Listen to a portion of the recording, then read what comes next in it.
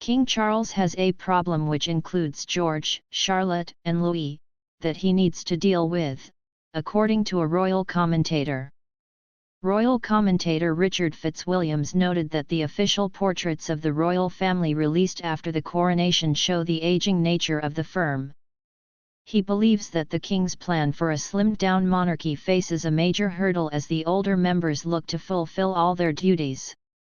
He told GB News, "I think one of the problems, and this is something that King Charles is going to have to deal with, as we saw in the first set of photographs released after the highly successful coronation weekend, there were 12 working members of the royal family, of which only 4 were below the age of 70.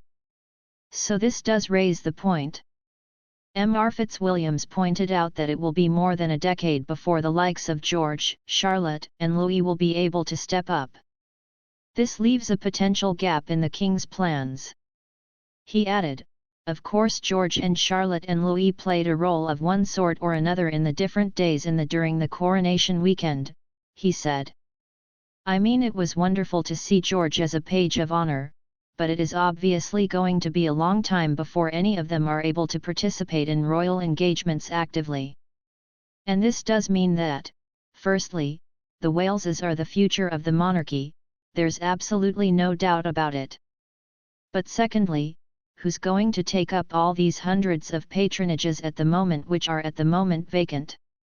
It comes after Princess Anne told Canadian channel CBC News that she finds it difficult to imagine how she, a 72-year-old, will be able to take on more work.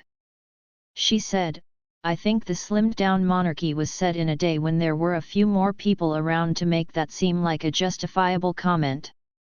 When it was put to her that the world changes, Anne said, it changes a bit. I mean, it doesn't sound like a good idea from where I'm standing, I have to say. I'm not quite sure what else, we can do."